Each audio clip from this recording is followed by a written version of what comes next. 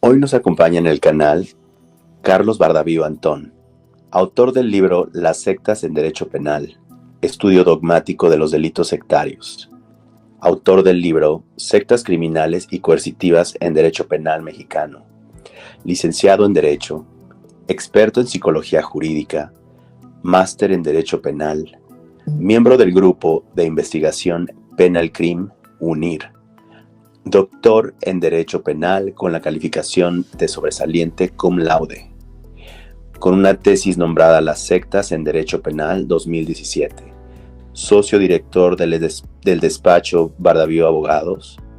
Carlos es y fue docente de Derecho Penal en diferentes universidades en las asignaturas Introducción al Derecho Penal y Derecho Penal Internacional y de la Unión Europea. Dentro de los casos más relevantes en el ejercicio de la abogacía, Carlos es abogado defensor de la AEBTJ, Asociación Española de Víctimas de TJ, una secta religiosa. Carlos recientemente, en el 2023, ganó el caso sumamente controversial.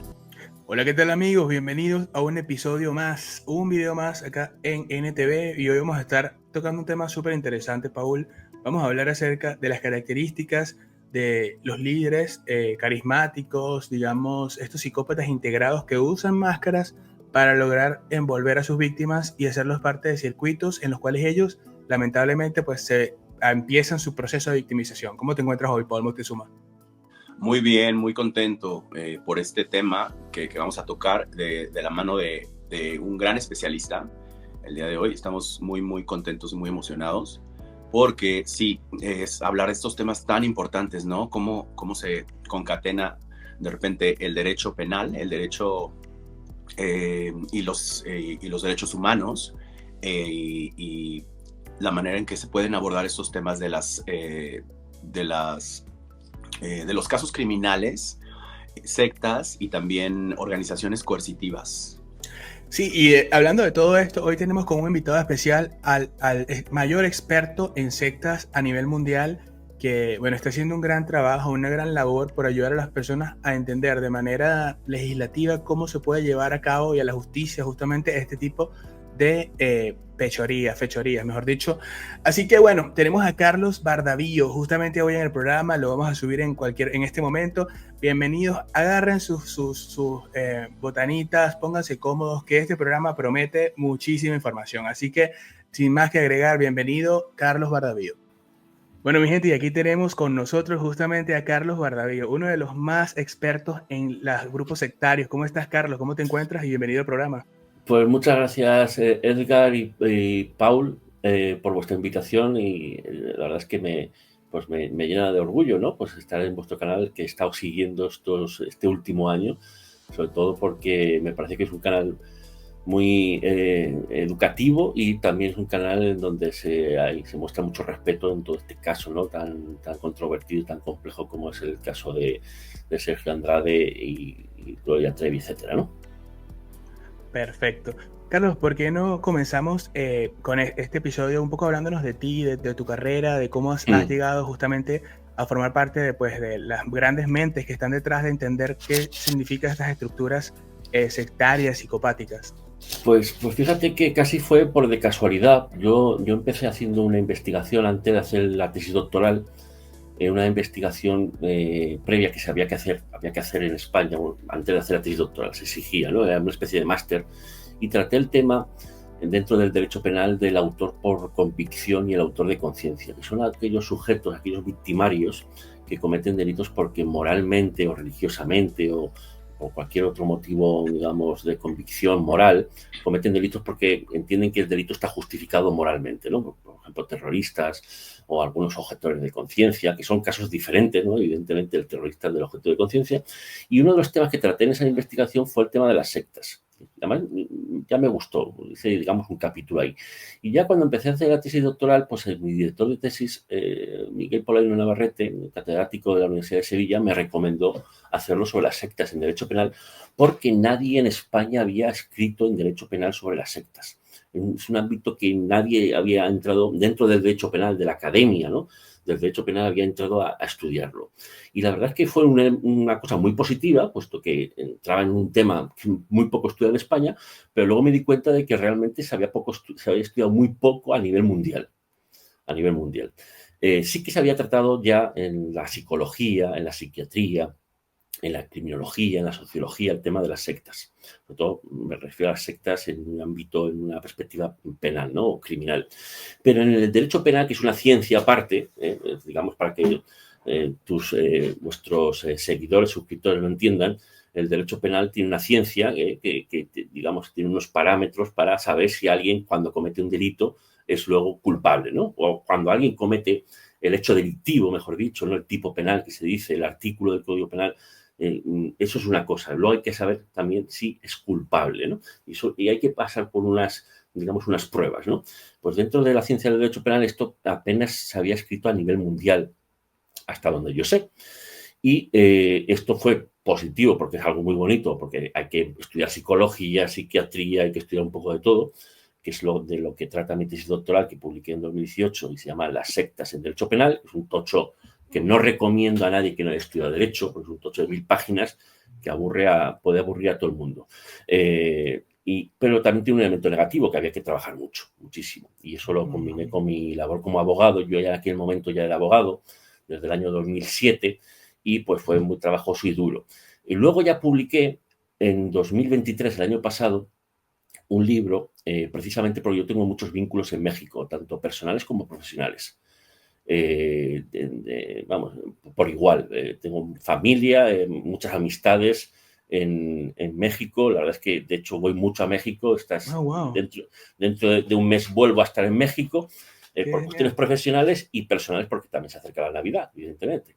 Y yo presenté este libro en el Congreso de la Unión, creo que fue el día 22 de agosto de 2023, hace un año y poco, y tuvo bastante buena recepción, puesto que es un tema que no se trabajaba legislativamente o, digamos, de forma un poco seria en la ciencia del derecho penal.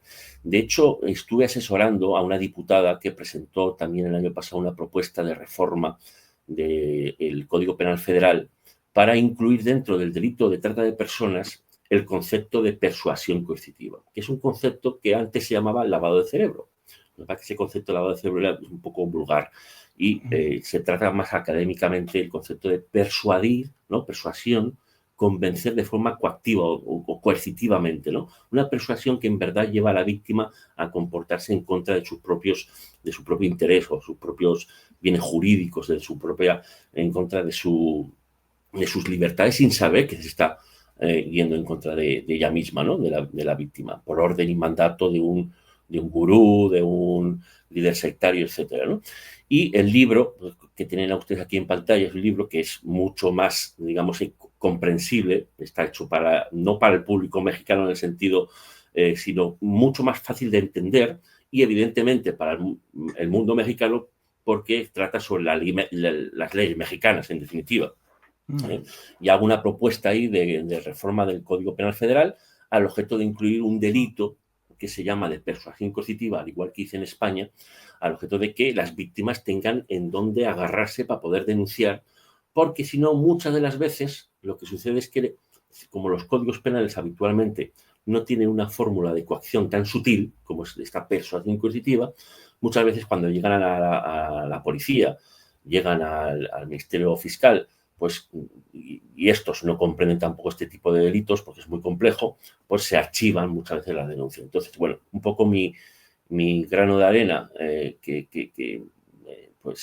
estoy intentando implantar junto con otros colegas es que se comprenda esta problemática no solo en España, sino también en México por estos vínculos personales y profesionales, porque tengo socios ahí en México, en Ciudad de México, con los que trabajamos precisamente estos casos de sectas coercitivas o sectas criminales que utilizan ese tipo de adoctrinamiento para que la víctima obre en contra de sus propios intereses muchas veces. Impresionante. Hola, ¿alguna pregunta? Wow, demasiado interesante y bueno, la verdad es que estamos muy, muy contentos de tenerte aquí, Carlos. De verdad, tu participación en Estafador de Sueños derivó en que nosotros hicimos un pequeño análisis de esa participación tuya con Liliana Regueiro, y la verdad es que esto da para muchísimo, o sea, muchísimo, de verdad es que es un tema que no tiene fin, y me encanta, o sea, la labor, de verdad, queremos reconocer la labor que tú tienes. Muchas gracias. Y genial, o sea, y en ese sentido, quiero hacerte la primera pregunta que se me vino a la mente, que es relacionada con México, precisamente, hablando de lo que tú estás diciendo ahorita. Mi primera pregunta para ti sería, Carlos, ¿cómo valoras el desarrollo del proceso judicial en el caso Trevi Andrade en términos de derechos y garantías procesales? Yo recuerdo, y no pude olvidar la parte en la que tú pones en la mesa lo del estoy intentando recordar. Sí, lo de el autor. El protocolo de Palermo. El protocolo de Palermo del delito de trata de personas, sí. Que estaba vigente en esos años. Entonces, bueno, esa es mi pregunta. Pues te agradezco mucho la pregunta porque, a ver, es complejo, ¿no?, contestar, porque es una pregunta que luego hay que aplicarla, ¿no?, o responderla respecto al propio caso en sí, ¿no? Y además en California, que es una legislación diferente de la estadounidense. Pero sí que es cierto que yo estuve estudiando también este último año la ley de California, que permite demandar civilmente dentro de esa ventana de prescripción. La verdad es que es una ley muy importante, tiene mucha relevancia, puesto que permite a víctimas de cualquier tiempo denunciar agresiones o abusos sexuales, según la terminología que empleemos. Sobre la agresión sexual normalmente es con violencia e intimidación, y el abuso sexual sin violencia o intimidación, pero eso según la legislación. Y el caso es que esta ley permite eso, y eso es una garantía para que no se olvide el pasado, puesto que normalmente todas las leyes a nivel mundial, muchos delitos, excepto en el derecho penal internacional, delitos de lesa humanidad, crímenes de guerra, genocidio, normalmente llevan un plazo de prescripción. Un plazo de prescripción es que tenemos un tiempo para denunciar. Y si no, pues digamos el fundamento de esto es la sociología del tiempo, es al objeto de que el sistema no colapse. Pero en ciertos delitos, más allá del derecho penal internacional, es conveniente que no se olviden. Por lo tanto, California me parece que hizo algo excepcional, y que yo creo que sería difícil de plantearlo en México o en España, pero, oye, nunca se puede perder, digamos, la esperanza en que en México se pudiera hacer también. Dicho esto, respecto a lo que me preguntas del tema de las garantías procesales, efectivamente, es un caso que el tema ya, por ejemplo, que se respeta que las víctimas no se puedan ahora mismo reconocer, es decir, que llevan esa nomenclatura, ese nombre de Jane Doe o Jane Does, ¿no? Es muy importante al objeto de que no exista, digamos, ningún tipo de presión o coacciones contra ellas. También es cierto que es un tema civil, en donde realmente, si bien se puede conocer una verdad cercana a la penal, ¿de acuerdo?, porque para poder llegar a una conclusión se va a necesitar pues todo tipo de pruebas, efectivamente el procedimiento, tal y como yo lo estoy siguiendo, está siendo exquisito por parte del juez que actualmente está llevando el asunto. Recuerdo que los primeros meses hubo un jaleo de competencias y tenía que llevarlo el de Pasadena o el de no sé otro lado, pero realmente el juez lo está haciendo muy bien. ¿Qué sucede? Que es un tema muy complejo. El propio juez está diciendo que es un tema muy complejo, y además hay muchas partes. Y necesita de mucho tiempo este procedimiento, y a veces está en un tiempo, digamos, normal. Es decir, que este tipo de procedimientos tan complejos, al tener tantas partes, y ojo, los posibles testigos que va a llevar cada parte, ¿no?, cada parte demandada y demandantes, pues va a ser un procedimiento muy largo y muy costoso. Efectivamente, la protección que tiene con ese nombre de la Jane Doe hace que se les respete sus derechos fundamentales al objeto de no tener ningún tipo de presión. Pero por la noticia que estoy escuchando y también las manifestaciones de otras posibles víctimas, pues me da a mí la sensación de que es posible que algunas otras se atrevan, lo digo en el sentido positivo, a denunciar o a demandar, e inclusive quién sabe si a lo mejor el año que viene o el siguiente se vuelva a abrir esa ventana de prescripción, puesto que si ya una vez se ha hecho, nada impide que California vuelva a votar a favor de abrir una nueva ventana de prescripción al objeto de que otras posibles demandantes de otros casos, o inclusive se pudieran unir. Porque ahí está un poco el debate también. Es decir, ¿pueden otras víctimas de este caso unirse al procedimiento? Yo no lo tengo claro. No lo tengo claro. Entonces, en cuanto a garantías procesales, yo creo que se están cumpliendo y lo que hace falta, en definitiva, es que el procedimiento llegue a juicio y se expongan todas las pruebas. Genial, muchas gracias. Perfecto, Carlos. Bueno, Carlos, según entiendo, tu misión en cuanto a la parte social y humana es justamente estructurar un conjunto de leyes que puedan llevar a cabo una protección de las personas que sufren de procesos de victimización en los cuales estos líderes pues abusan de ellos. Te quería preguntar, ¿cuáles son para ti las características principales de estos líderes que forman estos digamos, circuitos o conjuntos de familias o lo que puedan determinarse? Pues mira, fíjate, Edgar, que para que la gente lo entienda muy rápido, el líder sectario es muy similar al maltratador. Es muy similar. Es decir, nadie que entra en un grupo coercitivo de cualquier tipo o secta destructiva, que es algo más específico, llega el primer día y le dicen vas a ser agredida sexualmente o vas a tener que consentir abusos sexuales o vas a tener que estar bajo servidumbre o vas a tener que comer cosas podridas, como en el caso de Sergio Andrade, ¿no? Entonces, en el caso del maltratador pasa también lo mismo. El primer día tu pareja no te da una bofetada, el primer día. ¿Qué sucede? Que son personajes, y además la psicología más autorizada, tanto en Europa como en España y Latinoamérica, en el ámbito del maltrato, de la violencia de género o violencia doméstica, está mucho más estudiado. Pero sí que es cierto que en el tema de sectas destructivas ya hay muchos estudios que hacen ese paralelismo entre el líder sectario y el maltratador. El maltratador y el delincuente más cercano también al delito de trata de personas, porque son personas sin escrúpulos. Mira, fíjate, por hacer un repaso muy rápido del perfil de tanto de maltratador como de líder sectario, son personas que la psicología ha ubicado con ciertas, digamos, trastornos como trastorno esquizoide, incluso borderline, narcisistas, antisociales, inclusive pasivo-dependientes o compulsivos. Psicopáticos también, que yo sé que en vuestro canal habéis tratado mucho la psicopatía o la sociopatía, que es, digamos, un grado, por decirlo rápidamente, inferior. Y luego también pues, ese ánimo controlador, ¿no? que tienen digamos, continuamente, ¿no? Esa ansia de poder. Y en cuanto a los líderes sectarios, fíjate que lo que la psicología digamos, más autorizada comenta es que son también precisamente narcisistas, tienen una psicopatía o tienen una sociopatía.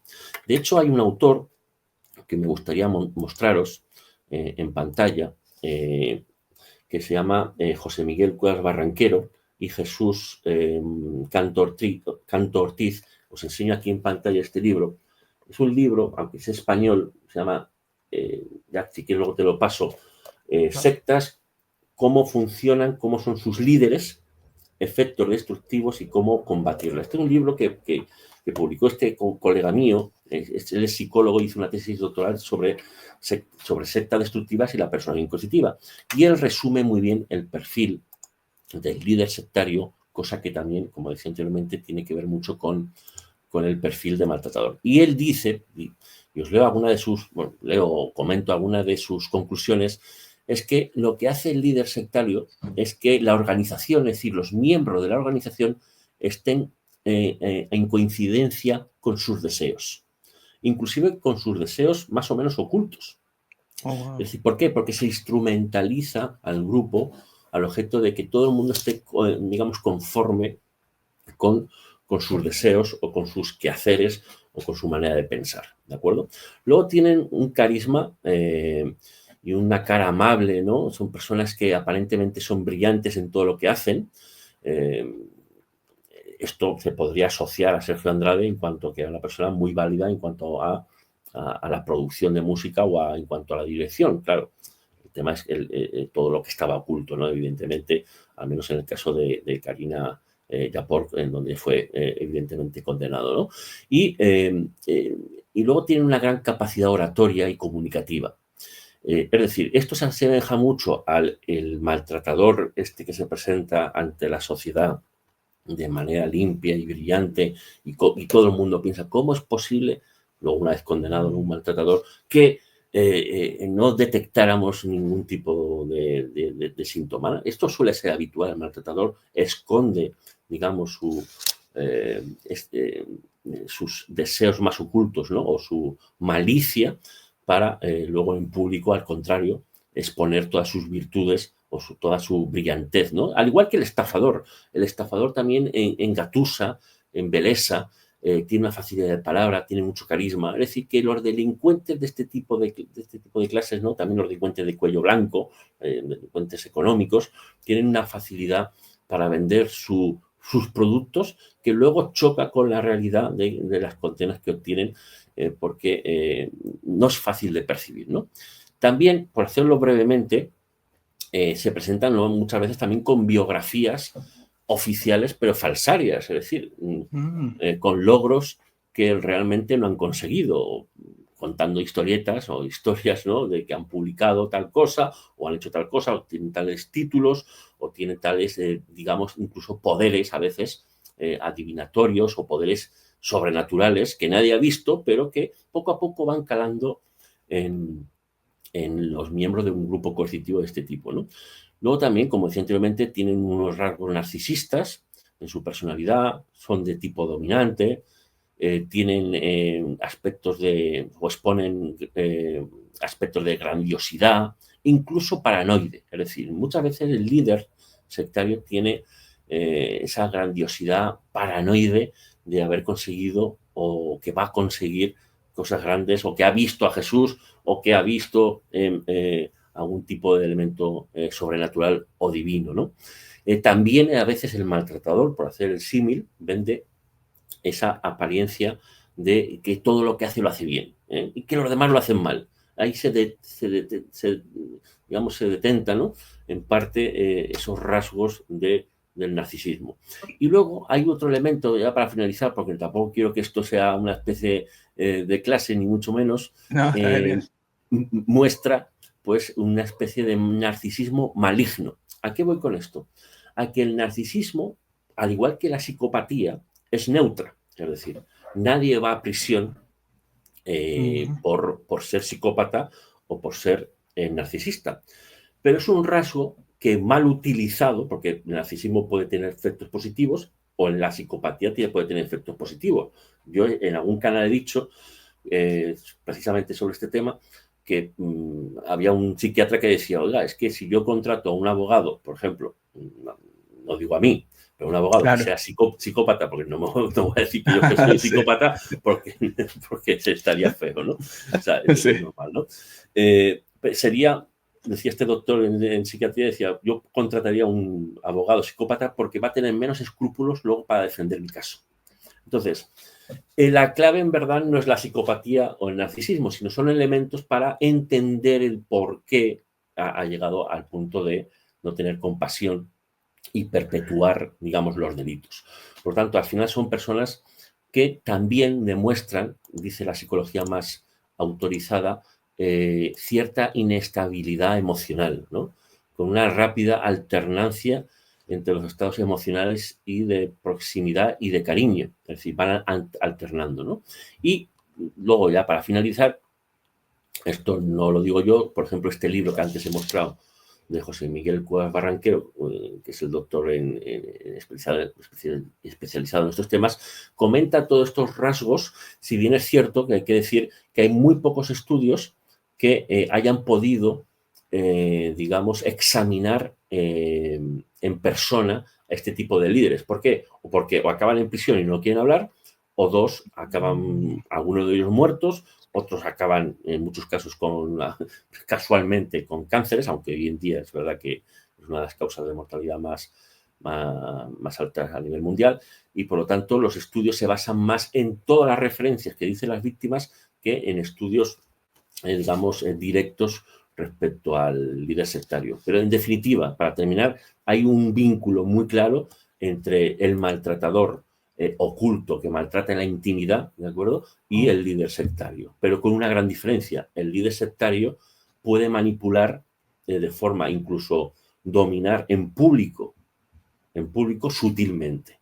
Por eso hay que tener mucho cuidado en lo que vemos y en lo que escuchamos y en qué grupos entramos. Perfecto. Paul, ¿alguna pregunta? Wow, súper interesante, de verdad, Carlos. Y es que están en todo, en todas las esferas, digamos, como que sus personalidades se adecúan mucho al poder, obviamente, siempre es como que en busca del poder. Y hoy en el mundo, Edgar lo dice mucho, ¿no? O sea, yo creo que son el gran enemigo. Pero bueno, pasando a otro tema, yo te quiero preguntar, en este caso, hubo un papel que se jugó por parte de los medios y en esos años, bueno, si me la puedes contestar, siéntete con la libertad de contestar o no, pero porque tú también has investigado y has ahondado en este asunto, pero hubo una participación mediática porque por lo mismo de que en este caso pues era una estrella del pop y una persona con cierta influencia en el mundo del espectáculo mexicano, estas personas fraguan este complot, adjudicando que todo era un complot de parte de la competencia que era la otra televisora. Y si bien hoy, todos estos días, Sergio ha permanecido en las sombras y ya no revictimizó tanto a las víctimas, a las sobrevivientes, pues desafortunadamente Gloria Trevi, y esta es mi opinión, pero es basada en hechos fácticos, desafortunadamente ella siguió revictimizando y siguió replicando esta matriz de opinión, esta teoría y este complot que fue lanzado principalmente por Sergio Andrade, pero ella lo siguió. Y otro tipo de cosas como ese cáncer falso que nunca fue, que también ella ayudó a que la sociedad mexicana creyera esa teoría cuando ellos escapan a un exilio que duró años, ¿no? Entonces, en tu opinión, ¿qué papel jugaron los medios de comunicación y cómo valoras también esa parte? Si influyó, si facilitó a que no se hiciera justicia o qué puedes decir de esa parte. A ver, realmente, cuando me adentré en este caso, yo conocía algo de este caso hasta antes de hace un año, ¿no? Ya cuando tuve la primera entrevista con Liliana Regueiro, trabajé mucho más el caso por cuestiones profesionales, porque me dedico a esto y porque publico artículos científicos sobre estas temáticas y me atrajo mucho este tema, ¿no? Ya algo escribí en este libro que publiqué en 2023, algo escribí sobre el caso, pero muy brevemente, ¿no? Sobre la sentencia y poco más. Pero me interesa mucho más porque es un caso muy atípico, muy atípico. No solo por el tiempo que ha pasado, sino como tú bien preguntas, Paul, ha habido una sobreexposición del caso mediática que también en otros canales lo he dicho. Los abogados siempre tendemos a decir a nuestros clientes que no hablen mucho, o que no hablen mejor, siempre decimos mejor no hables, salvo que, mejor que hable el abogado, que diga lo que diga el abogado, si se equivoca o comete alguna contradicción, nunca se puede imputar al cliente, ¿no? Por decirlo de alguna manera. Pero como hubo una cierta sobreexposición mediática, todo esto tiene algo positivo y negativo. Claro, cuando uno se expone y habla, todo se puede interpretar. Todo se puede interpretar.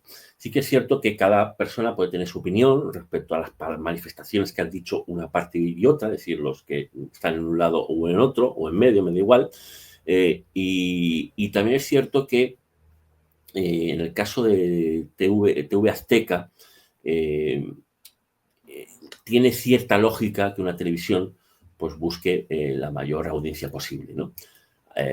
También es cierto que, por lo que tengo entendido, y lo que demanda Gloria Trevi es que hubo digamos, cierta manipulación respecto a las manifestaciones de algunas de las víctimas. Claro, eso se va a tener que esclarecer. A lo que voy con esto es que cuanto uno más habla en un medio de comunicación, ya sean unos u otros, siempre se puede interpretar, ya no solo por la sociedad, que tiene libre expresión siempre con la educación, porque no se puede incurrir una injuria o una calumnia, pero también se puede interpretar luego de una manera positiva o negativa por el juez.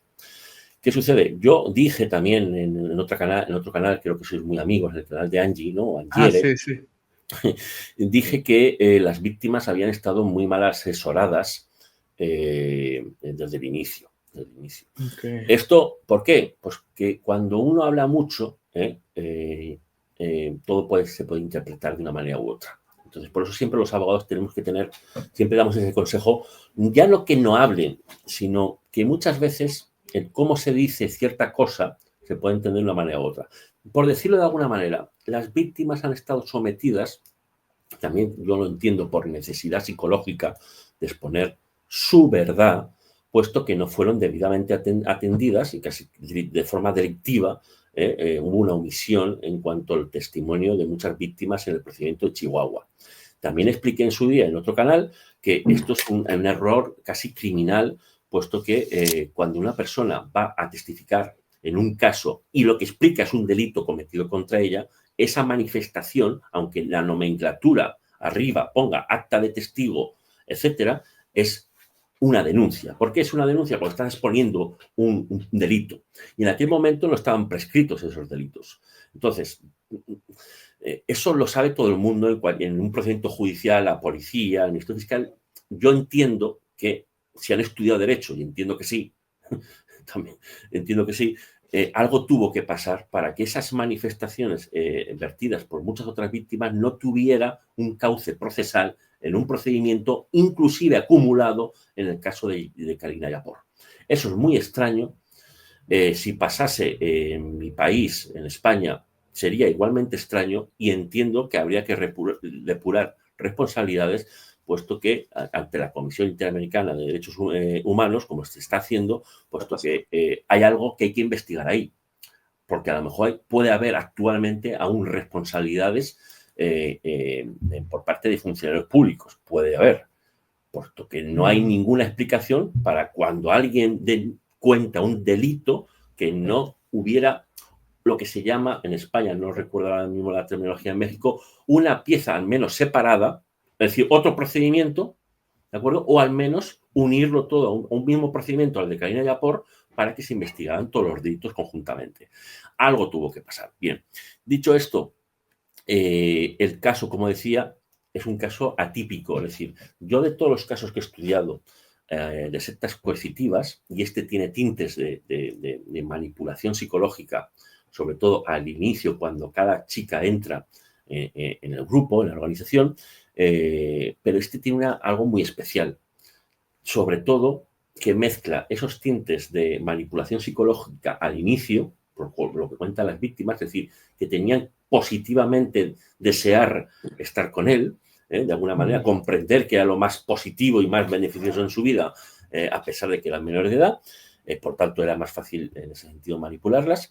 Y segundo, se mezcla ya un elemento explícito, como son posibles delitos de trata de personas, servidumbre, etcétera, que en cierta medida va a salir en el caso de California. Y en tercer lugar, se une otro elemento que es un grupo artístico en donde, y esto es un tema muy interesante, porque es un grupo de artistas, cada uno en su lugar, ¿de acuerdo? Y expuesto de cara al público, ¿no? Por lo tanto, hay cierta combinación también de los inicios del Me Too, ¿de acuerdo? En donde muchas víctimas se sentían obligadas a mantener su trabajo o a conseguirlo a través de esa presión psicológica y abuso de superioridad de los productores norteamericanos y líderes en aquel momento. Y por lo tanto, es un caso atípico porque se mezcla un poco de todo. Y eso le hace un caso excepcional, sobre todo por estos 3 puntos y por los años que han pasado y porque en definitiva vuelve el caso a repetirse ahora con un caso en California que trae todo el pasado y lo vuelve a hacer presente, y que me temo que yo creo que otras víctimas de alguna manera se van a unir. Se van a unir porque eso es lo que se está viendo por muchas declaraciones de muchas de ellas, ¿no? Interesante. Carlos, una pregunta con respecto a todo esto que estás viendo un poco más a nivel del panorama mundial, porque sí hemos sido, digamos, testigos de lo que está pasando a nivel global. Me llama muchísimo, poderosísimamente la atención las similitudes que existen entre, por ejemplo, el caso de este caso criminal de Sergio Andrade con otros casos a nivel mundial. ¿Por qué adjudicas tú que justamente está viniendo todo esto a la luz en este contexto? ¿Por qué justamente ahora vemos el caso de Puff Daddy, vemos el caso de Ghislaine Maxwell con Jeffrey Epstein, vemos el caso de NXIVM, vemos el caso de la Iglesia del Mundo y como es infinitos casos? ¿Por qué está pasando esto, según tu apreciación? Sí, eso es muy interesante. La verdad es que es relativamente interesante porque yo creo que hay una mayor concienciación de la víctima. O sea, la víctima está mejor informada de lo que realmente es un abuso, es decir, cómo se abusa de la superioridad de alguien, ¿no? Puede ser jefe, puede ser un productor, puede ser el marido, ¿no? O puede ser cualquier tipo de relación desequilibrada, ¿no? Donde hay unas posiciones de rol, un rol superior y un rol inferior, y donde hay ciertas dinámicas de control, ya sea por el trabajo o por cualquier otra. Y una mayor valentía por parte de las víctimas a denunciar. Ojo, digo esto porque si bien la víctima no está obligada a denunciar, o sea, no está obligada y tiene que respetarse sus tiempos, sí que es cierto que ahora lo que se ve es que hay una mayor concienciación de la sociedad y por lo tanto también de las víctimas a denunciar y además denunciar cuanto antes. Es decir, si este caso, el caso Sergio Andrade, Gloria Trevi y demás personas, hubiera sido ahora mismo, en 2024, es decir, si hubiese iniciado ahora, me atrevo a decir a que no hubiera pasado lo de Chihuahua, es decir, que las manifestaciones de muchas víctimas hubieran tenido un cauce procesal en el mismo procedimiento de García de Apor, y por lo tanto hubiera habido más probabilidad de condena actualmente, porque lo que ha jugado en contra de las víctimas es el plazo de prescripción, que es muy corto para lo que la psicología más autorizada también, y también incluso las legislaciones penales están evolucionando en ese sentido, en ampliar los plazos de prescripción, precisamente porque se conoce que en este tipo de delitos sexuales, también otros, trata de personas, etcétera, la víctima tarda muchos años, décadas, inclusive en denunciar, sobre todo porque son menores de edad, no tienen un desarrollo psicosocial que les dé, ya no solo la fortaleza, las armas para poder denunciar con cierta tranquilidad, entre comillas, y es habitual que se denuncie 20 y 30 años después. Por eso en España se amplió el plazo de prescripción hasta los 55 años y, si no recuerdo mal, en México, o sea, durante 55 años se puede denunciar en España, y en México creo que está más o menos por ahí, si no recuerdo mal. Por lo tanto, el caso, por ejemplo, de Puff Daddy, ¿no?, que habéis comentado, y hay otros muchos casos. En cuanto una víctima denuncia, se unen otras porque adquieren también la fortaleza para denunciar. Y, ojo, también tengo que decir esto. Hay que respetar a la víctima en los plazos de denunciar, ¿de acuerdo? Pero también la víctima tiene que estar informada y asesorada por un abogado, aunque no quiera denunciar. ¿A qué voy con esto? A que también es cierto que cuanto más tiempo se tarda en denunciar, la víctima tiene que saber que es más difícil cada vez probar el delito, puesto que es un delito que se comete en la intimidad y depende mucho de pruebas periféricas, ¿de acuerdo? Si bien es cierto que en este caso, por la gran cantidad de malos tratos que había físicos, sí, entiendo yo, se hace un buen trabajo y no tengo duda de la buena dirección letrada, ¿no?, dirección jurídica que está realizando Karen Bermelsi, si no recuerdo mal el nombre, de la abogada de la Doe, se podrá encontrar, o de hecho yo así lo haría, testimonios de personas que estuvieran en aquel momento trabajando aquí o allá, etcétera, que avalen algunas lesiones o la desnutrición o el desánimo psíquico. Es decir, que todo delito que se comete en la intimidad, ojo, es muy difícil de probar y cuenta y se necesita de muchos elementos periféricos para corroborar las versiones de las víctimas, que, ojo, la versión de la víctima es súper importante. Importantísimo. Paul, ¿tienes alguna pregunta?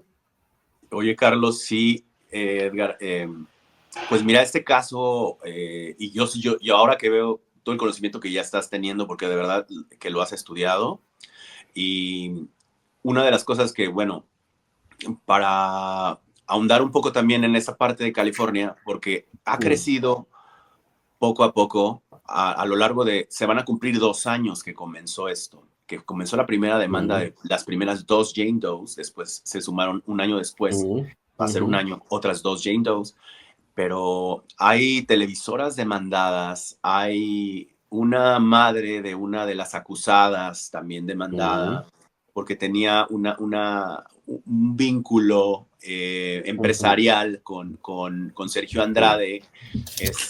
Mi pregunta es en cuanto a la infraestructura, que así es como yo lo he concluido, la infraestructura que hacía que todo esto se moviera, la maquinaria que hacía que todo esto prosperara, porque se tenían que pagar boletos de aviones de un lado a otro, se tenían que trasladar dineros de un lado a otro, se tenía que rentar casas utilizando las personalidades legales de menores de edad, les pusieron propiedades a su nombre, haciéndolas obligadamente firmar papeles en blanco y pues en la presencia de las 3 personas que están acusadas, que eso está escrito en papeles sellados en Chihuahua y todo esto, y ahora ha salido a la luz con este libro de Toda la Luz de Carla de la Cuesta.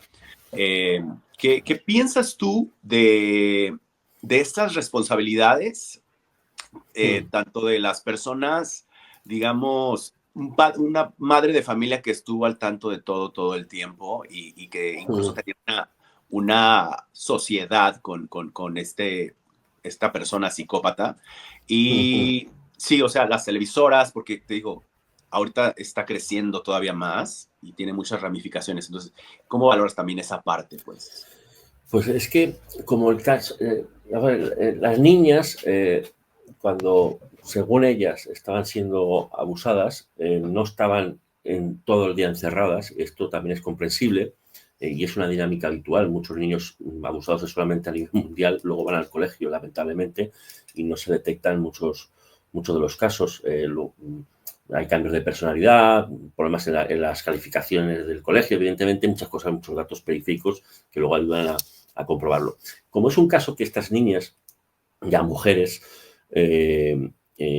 participaban en ciertos trabajos, ¿no? Habitualmente, de hecho, de forma excesiva, tanto interiormente como exteriormente, ¿no? La lógica jurídica lleva a pensar, y la lógica de la experiencia de la lógica humana, ¿no? La sana crítica, lleva a considerar de que tiene que haber pruebas fuera, ¿no? Tiene que haber, igual menos, entre indicios, indirectos, directos y pruebas, en definitiva, respecto a todos los delitos que afirman las víctimas que han sido sometidos, ¿no? Claro, aquí tenemos un problema, porque muchos testigos que puede haber han pertenecido a esas empresas, televisiones, productoras que participaban en esos espectáculos y en esas producciones, ¿no? Claro, hay que ir, o habría que ir, hasta qué punto, ir preguntando, y también es cierto que hay momentos en los juicios que te la tienes que jugar. Ojo, porque luego hay muchas estrategias jurídicas, no puedes saber todo, y hay veces que te la tienes que jugar a una carta. Ciertamente a veces pasa, no es lo más recomendable. Entonces, hay que ver que, evidentemente, este tipo de casos tiene que dejar huella. No quiere decir que si las Jane Doe no ganan el caso, no quiere decir que estén mintiendo, sino que no han conseguido, a lo mejor, si pasase, probar los delitos, por decirlo así, las conductas demandables, ¿no? Por las que demandan, ¿no? Pero sí que es cierto que hay, o deberían de haber, o al menos yo como letrado me preocuparía mucho por todos estos testigos periféricos, pero ojo, algunos de ellos, si han trabajado o siguen trabajando o dependen de estas empresas codemandadas, hay que tener cuidado con la fiabilidad de su testimonio, porque hay cierta dependencia económica actual o pasada.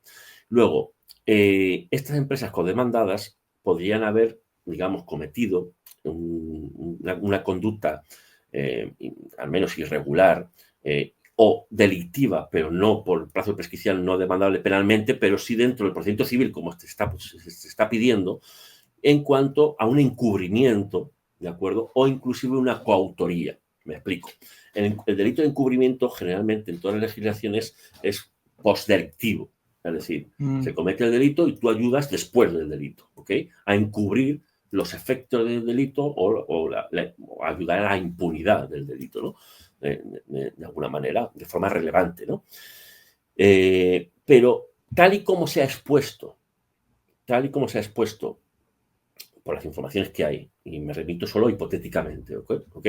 Claro. Tiene más pinta de una coautoría. Es decir, alguien que sabe, el ejemplo clásico que siempre se expone en las clases de derecho penal, la madre que sabiendo que el padre está abusando de su hija de 12 años, calla, ¿no? Y no denuncia y no trata de evitar esos abusos sexuales, ¿no? Ella, en el derecho penal, tanto en España, pues es una cuestión dogmática, aunque ella no introduce el miembro, ¿de acuerdo? Porque el delito de agresión sexual es un delito que se llama de propia mano, es decir, hace falta que se haga de propia mano, es decir, en este caso con el miembro, ¿no? Eso es una, digamos, dogmática o una explicación clásica o ya, digamos, antigua. Ahora también, es decir, puede cometer el delito de agresión sexual una mujer, ¿de acuerdo?, que aporta algo tan relevante estando, entre comillas, de acuerdo, porque no se está totalmente de acuerdo, pero también en este caso hipotético, la mujer se desinteresa porque tiene un deber, ojo, que esto es lo importante. En este caso hipotético, la mujer tiene un deber de salvamento de su hija. No es un tercero que pasa por la calle, no, es que es la madre. No es cualquier cosa y tiene un mayor deber que cualquier otra persona. Por tanto, estas empresas están codemandadas, estarían a caballo entre el encubrimiento o inclusive una posible participación a título de coautoría y, por lo tanto, una mayor responsabilidad a efectos de indemnización. Pero todo esto hay que probarlo. Porque también, en teoría, ellos disfrutaban de los dividendos, ¿no? O sea, que generaba esto también. Claro, eso sería posible, que si llevándolo a una casuística de delitos, si eso fuera cierto, eso se llama el delito de receptación. Ojo, podría ser también un delito de receptación. Alguien que no conoce, vamos a decirlo brevemente, el delito de receptación es aquel que no participa en el delito de robo, ¿de acuerdo?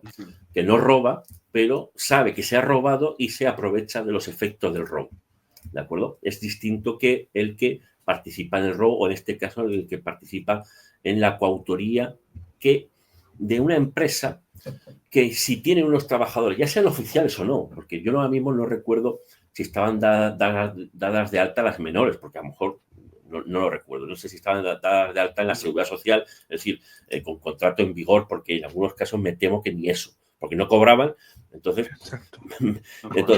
más allá del contrato, había una dependencia, ¿no? Una dependencia. Y algunas de las empresas de Sergio Andrade, y como persona moral, ¿no? Como persona jurídica, incluso algunas personas físicas podían ser encubridores o coautores de... ¿Por qué? Porque la empresa, en ese caso, tenía un deber de vigilancia, de protección de sus trabajadores, y en caso de omitir, estaríamos hablando a caballo entre un delito de encubrimiento indemnizable, o incluso una coautoría, ya no digo de agresión sexual, puesto que al menos aquí en España no, pero perdón, voy a rectificar. En México, si no recuerdo mal, cualquier persona jurídica moral puede cometer cualquier delito.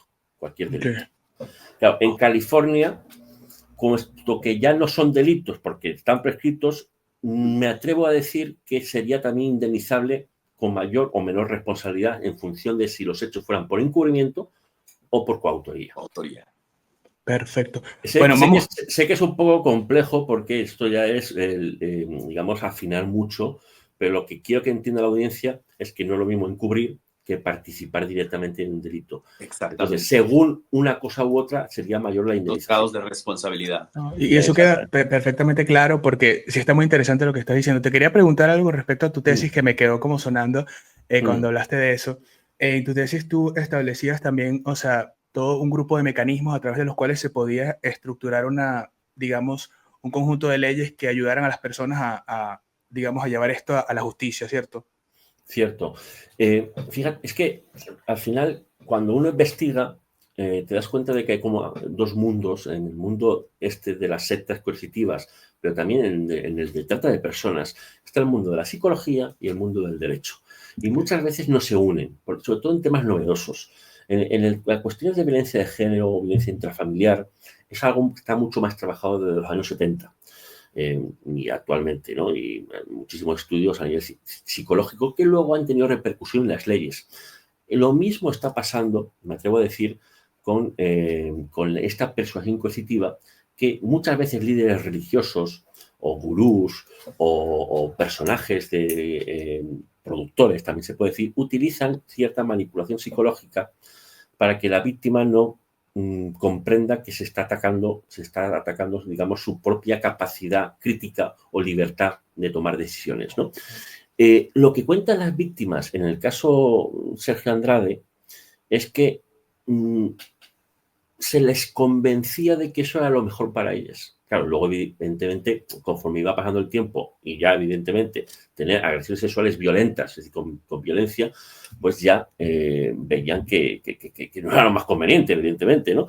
Pero esos inicios de intentar convencerlas de que esto era lo mejor que les podía pasar, tiene esos tintes de esa manipulación psicológica. Que, ojo, que en este caso es por agresiones sexuales, que luego llevan a agresiones sexuales, pero ya ese convencimiento manipulativo, aunque dijera que sí, la menor, es ya una agresión sexual porque el consentimiento está viciado, tal y como lo expresan las víctimas. Okay. ¿De acuerdo? Pero esa manera de manipular puede ser para otras cosas. Es decir, ¿para qué? Para hacer una servidumbre constante.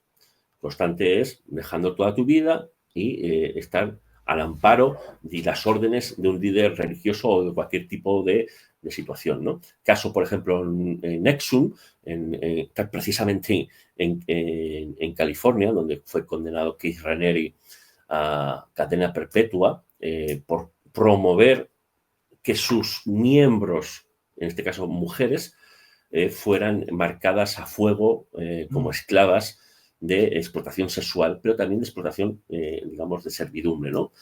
Laboral. Y muchos otros casos que hay. Por lo tanto, es verdad que ahora mismo hay ya muchas legislaciones que están empezando a tomar conciencia de que esta manera de manipular lleva luego a comprender por qué hay luego una trata de personas o por qué luego hay una estafa o porque luego hay agresiones sexuales, y esto es lo que estamos tratando de hacer a nivel no solo español, sino a nivel también de México y Latinoamérica.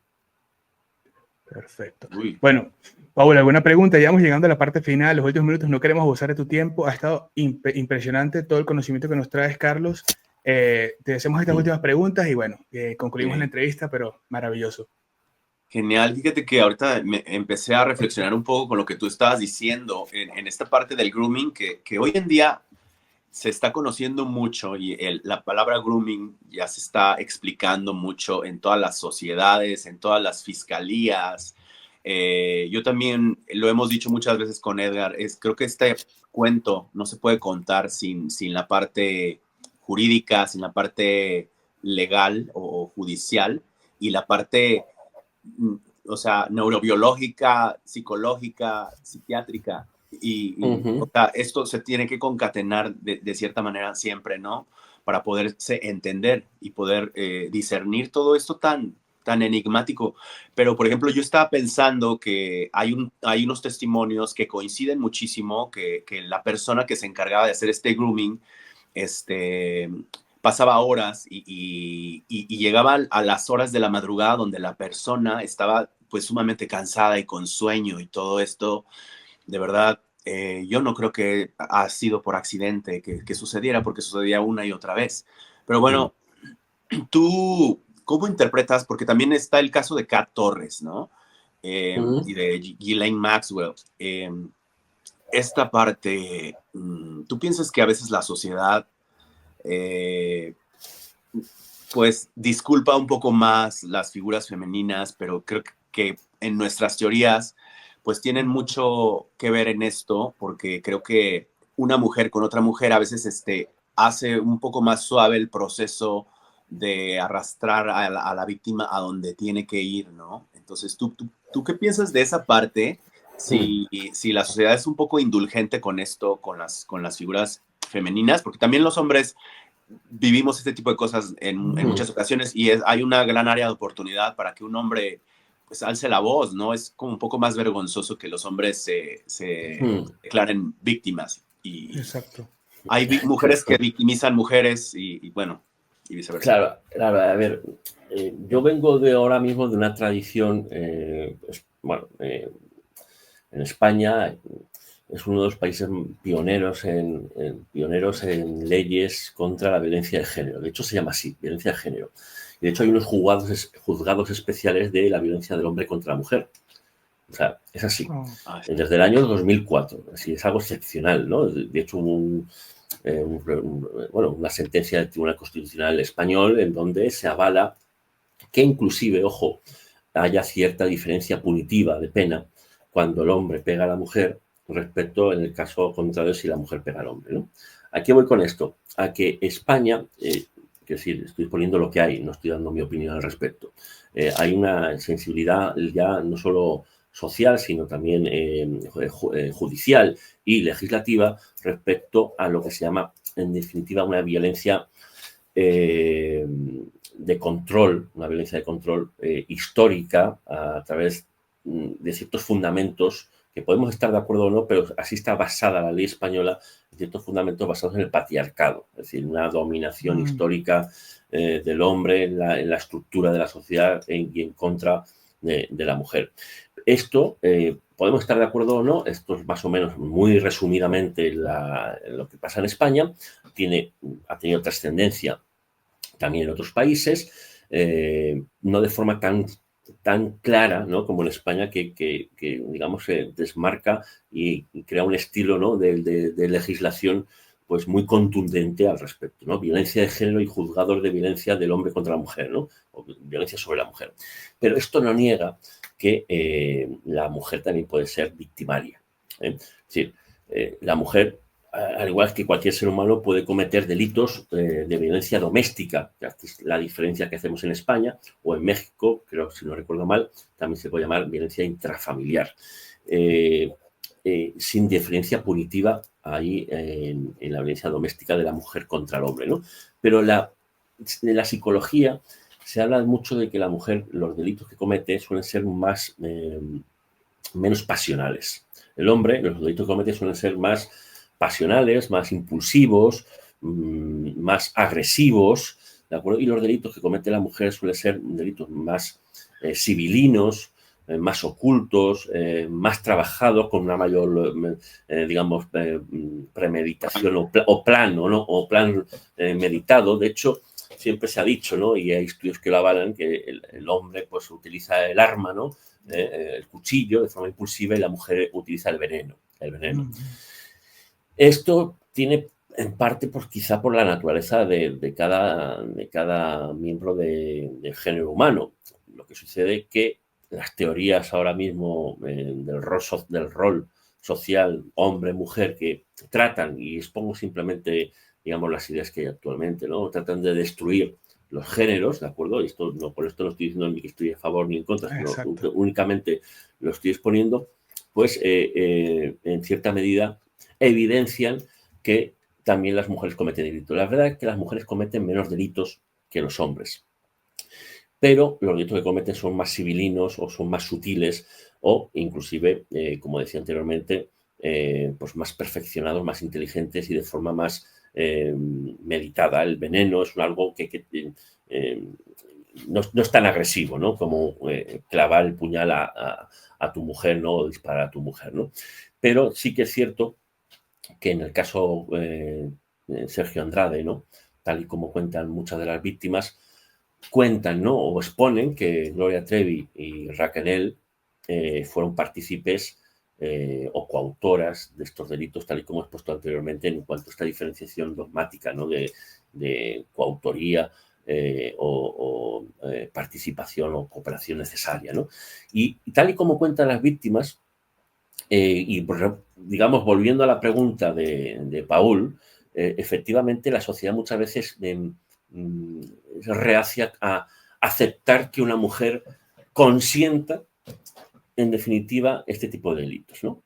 Porque, claro, aquí el debate está, tal y como dicen las víctimas, si cogemos la hipótesis, ¿no?, o las palabras de las víctimas, es que dos mujeres participaron y el por qué dos mujeres que están viendo cómo están siendo sometidas otras mujeres, niñas, menores de edad, y luego que fueron alcanzando la mayoría de edad, tuvieron esa falta de escrúpulos en cuanto a esta comisión delictiva. No hay nada que impida que efectivamente, dentro de la psicología y de psiquiatría, que la mujer tenga también, sea psicópata o sociópata o narcisista, o que quiera proteger su fama, su dinero, quiera proteger su prestigio, pongamos en hipotético caso, en este caso, ¿no? Es decir, es posible que ambas pudieran representarse que estaban perdiendo o podían perder ese prestigio si hubieran denunciado tanto sus primeras hipotéticas agresiones por parte de Sergio Andrade, tuvieron miedo, vamos a plantearlo así, tuvieron miedo a perder su carrera profesional y no denunciaron esos primeros años en donde fueron supuestamente, según dicen ellas, abusadas y agredidas por Sergio Andrade. Bueno, eso es una posibilidad que se va a ver en el juicio tal y como ellas plantean. Pero, como ya he dicho en otros canales, también ellas van a tener que probar que esa intensidad de las agresiones, o mejor dicho, van a tener que probar la intensidad de las agresiones actuales durante el momento en el que participaban en otras supuestas agresiones respecto a las menores de edad o cuando alcanzaban la mayoría de edad. Es decir, es que el caso, como da para tanto, son tantos años, son muchos los posibles los escenarios, pero en definitiva, contestando a tu pregunta, el que sean mujeres no exime legalmente, o al menos los jueces no caen en esa trampa de que no puedan cometer delitos, o como exponía anteriormente, hay muchas madres condenadas que acaban en prisión por agresión sexual a pesar de no haber introducido ningún, por ejemplo, objeto o parte de su cuerpo, también se puede violar con un dedo, como una coautoría por comisión por omisión, es decir, porque la omisión equivale a la acción de la acción sexual por no haber denunciado y evitado las agresiones sexuales del padre. Por lo tanto, en este caso, el que sean mujeres, salvo el cariño que pueda tener otra mujer con otra mujer, respecto también a esa similitud de género, o la fama que en este caso tiene Gloria Trevi y Raquel en su tiempo, o actualmente, pero los jueces no se dejan llevar por esos sentimientos porque valoran objetivamente los hechos, nada más, no, el prestigio que tenga o que pueda perder, al contrario, inclusive hasta les podría perjudicar. O en algún caso, un jurado, ¿no? Que es conformado por la sociedad también. Exactamente. Perdón, en este caso, no recuerdo si en este caso de California, o mejor dicho, creo que es que este caso de California se va a decidir por un jurado, ¿verdad? Sí, totalmente. Exactamente. Claro, ahí, bueno, vosotros sabéis muy bien, la elección del jurado es fundamental, puesto que no sería recomendable, o mejor dicho, sería recomendable que hubiera un equilibrio entre géneros, puesto que siempre hay cierta simpatía. También es cierto que psicológicamente me atrevería a decir, y esto puede ser, digamos, un poco controvertido, si yo fuera el abogado, más allá de lo que diga cierta parte de la psicología, yo cuento también con la mía propia. Es decir, tú puedes leer mucha psicología, pero ciertamente hay veces que las mujeres pueden ser muy dañinas con otras mujeres. Así, hay que buscar, y lo digo, si yo llevase el caso, también buscaría cierto equilibrio en quién elijo como jurado, porque puedo, según el lado que esté como abogado, y según las circunstancias, jugar con esos elementos a favor. Porque es verdad que si bien los jueces, los profesionales, intentan no deslumbrarse por la fama o por el caso en sí, o porque sea mujer, evidentemente, porque tiene mucha experiencia profesional, y uno digamos, se encapsula de alguna manera al ver ciertos casos. No es que no sean empáticos o que los abogados penalistas no seamos empáticos, pero muchas veces tenemos que abstraernos para tomar las mejores decisiones. Esto, los jueces, abogados, al final también son personas, pero en el caso del tribunal mucho más. Así que hay que jugar mucho con eso, psicológicamente. No, impresionante, Carlos. ¿Sí, Paul? No. Adelante. Bueno, no, nada más te iba a decir que me encanta tu agilidad mental. Tienes una claridad con respecto a estos temas sin caer ni siquiera en un punto o en el otro, siendo muy práctico. Eso se aprecia demasiado porque creo Muchas gracias. Pues, de verdad, una de las cosas que más nos ha llamado la atención es la capacidad que tienes de moverte, en este caso, sin ningún partido, sino que justamente llevando siempre el conocimiento que es indispensable para que podamos entender esto.